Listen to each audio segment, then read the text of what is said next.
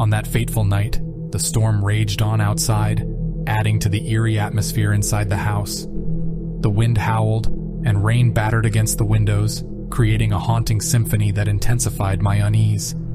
The unsettling noises that woke me seemed to blend seamlessly with the chaotic melody of the storm, heightening my anxiety to unimaginable levels. As I lay in bed, my mind raced with possibilities of what could be causing those noises. Was it an intruder? A wild animal that had somehow found its way inside? Or perhaps just my imagination playing tricks on me? I tried to convince myself that it was nothing, that I was just overreacting to the storm and letting my imagination get the best of me. But the crashing and banging persisted, growing louder and more ominous with each passing moment. Finally, I could bear it no longer. I had to investigate. Clutching a heavy flashlight in my trembling hand, I cautiously made my way through the darkened house. The beam of light cut through the darkness like a lifeline, offering me some sense of comfort in the unknown. As I approached the living room, the source of the noises seemed to shift, leading me to believe that it was moving throughout the house. Every creak of the floorboards sent a chill down my spine, and I couldn't shake the feeling that I was being watched, that something malevolent was lurking in the shadows. When I reached the living room, my heart sank.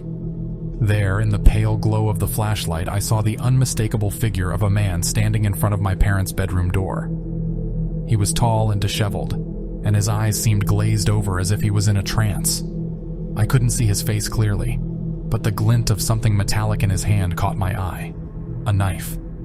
Panic surged through my veins as I realized the danger I was in. It was clear that this man was not here for innocent reasons. My mind raced, trying to figure out what to do next. Should I confront him? Should I try to escape and call for help? I was torn between the urge to protect myself and the fear of provoking him further. As I hesitated, the man suddenly turned and noticed me standing there with the flashlight.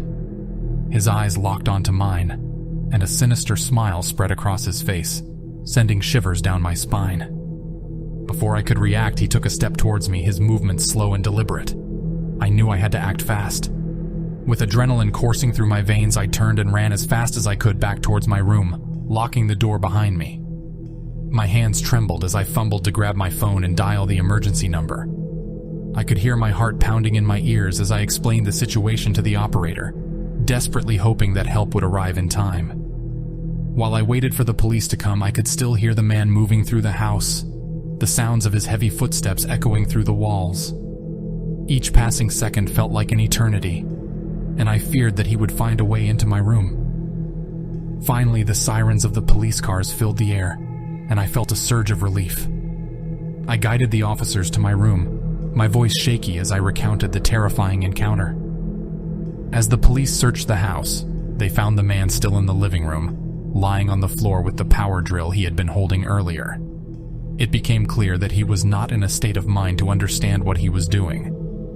The paramedics arrived shortly after and assessed the man's condition. They confirmed that he was intoxicated and disoriented, likely under the influence of some substance. He was taken away by the paramedics to receive medical attention. As the chaos subsided and the police left, I was left to process the night's events. The mixture of fear, relief, and disbelief washed over me in waves. I couldn't wrap my head around the fact that a stranger had broken into my home with seemingly sinister intentions. In the aftermath of that night, I took extra precautions to secure my home, installing additional locks and an alarm system. But the memory of that chilling encounter still haunts me to this day, a constant reminder that danger can lurk in the most unexpected places.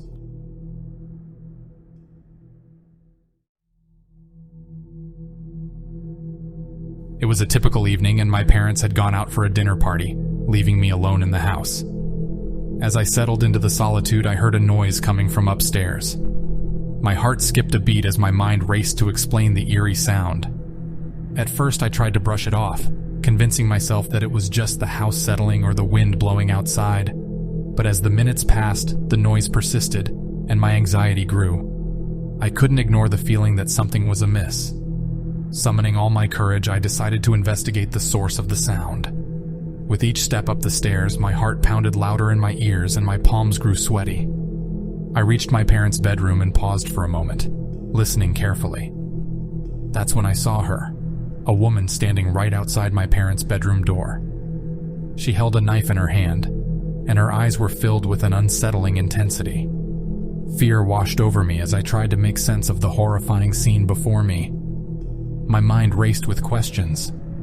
Who was she? How did she get into the house? What did she want?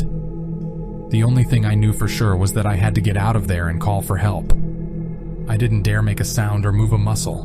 The woman seemed focused on something inside the room, and I hoped she wouldn't notice me. Slowly, I began to back away, my heart pounding so loudly that I feared she could hear it. Once I was a safe distance from the room, I turned and ran down the stairs as quietly as possible. My first instinct was to call the police, but I knew I couldn't do it from inside the house. I needed to get outside where I would be safe. As I reached the front door, I took a deep breath and opened it, praying that the woman wouldn't hear me. With every fiber of my being, I fought to keep my composure and not give in to panic. Finally, I made it outside, and as soon as I was clear of the house, I pulled out my phone and dialed 911. My voice trembled as I told the operator what was happening, and they assured me that help was on the way. I found a safe place to wait, still keeping an eye on the house in case the woman tried to leave. Every second felt like an eternity as I waited for the police to arrive. When the police finally showed up, I felt a wave of relief wash over me. They carefully approached the house and found the woman still inside. They arrested her without incident, and I learned later that she was a disturbed individual who had been on the run from the law. The police assured me that I had done the right thing by escaping and calling for help. They commended me for my quick thinking and bravery in such a terrifying situation. In the days that followed, I couldn't shake the feeling of dread that had settled over me. I had always thought of my home as a safe haven, but that night shattered that illusion. I installed extra security measures to ensure my safety and sought support from friends and family to cope with the trauma.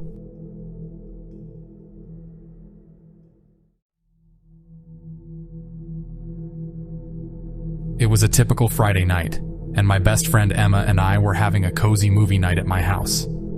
My parents had gone out of town for the weekend, leaving us in charge of the house. The rain was pouring outside, adding to the snug feeling inside. We were settled on the couch, engrossed in a suspenseful thriller, when suddenly, we heard a faint knock on the front door. The time was nearly midnight, and we exchanged puzzled glances. Who could be at the door at this hour? We weren't expecting anyone, and it seemed unusual for someone to visit so late. Curiosity got the better of us, and with the movie still paused, we decided to go check.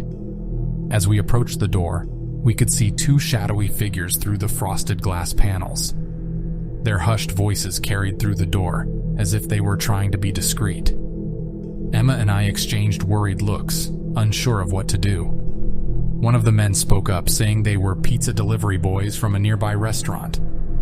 "We have a special promotion tonight, buy one pizza, get one free," the man said, his voice sounding oddly monotone. Emma and I shared a glance, suspicion building in our hearts.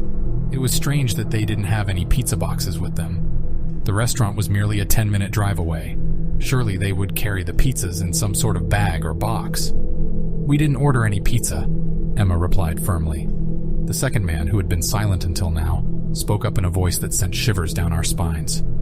"Are you sure? Maybe your parents ordered it for you." "But our parents aren't home," I replied, feeling a sense of dread creeping over me. The two men exchanged glances, and Emma and I took a step back from the door, our hearts pounding in our chests. There was something off about their demeanor, and we didn't feel safe letting them in. "Sorry, we're not interested," I said, trying to sound as assertive as possible. As we turned to walk away, the man at the door grabbed the handle and attempted to push it open. Panic surged through us as we hurriedly closed the door and locked it. We rushed to the living room and dialed the police, explaining the suspicious visit and their strange behavior. We huddled together on the couch, waiting anxiously for the police to arrive. The minutes felt like hours, and with each passing second, the fear escalated. Then we heard another unsettling sound. Footsteps upstairs. Our eyes widened, and our hearts felt like they would leap out of our chests. "Did you hear that?" Emma whispered, her voice trembling. I nodded, unable to find the words to reply. We both knew that the two men outside were likely connected to the intruder in our home. We had been so focused on the strangers at the door that we hadn't noticed the real threat sneaking inside. The sound of police sirens outside brought a mix of relief and fear. The police officers arrived quickly, and Emma and I guided them to my parents' bedroom, where we discovered that the room had been ransacked. Valuables were missing, and it was evident that the intruder had been searching for something of value. The police searched the house, but the men at the door were nowhere to be found. It seemed they had managed to slip away before the police arrived. They must have been watching the house, waiting for the perfect opportunity to strike. The police assured us that they would investigate the break-in thoroughly, and that patrols would be increased in the area. They also advised us to be cautious and vigilant, especially while my parents were away. As we sat in the living room, surrounded by the aftermath of the night's events, Emma and I couldn't help but feel grateful that we had trusted our instincts and not let the men into the house. The realization that our safe haven had been invaded left us feeling vulnerable and afraid, but we knew we had acted quickly and responsibly in the face of danger. From that night on, we were even more cautious, double-checking locks and security measures before going to bed. The experience served as a reminder that danger could lurk in the most unexpected places and that we must always be prepared to protect ourselves.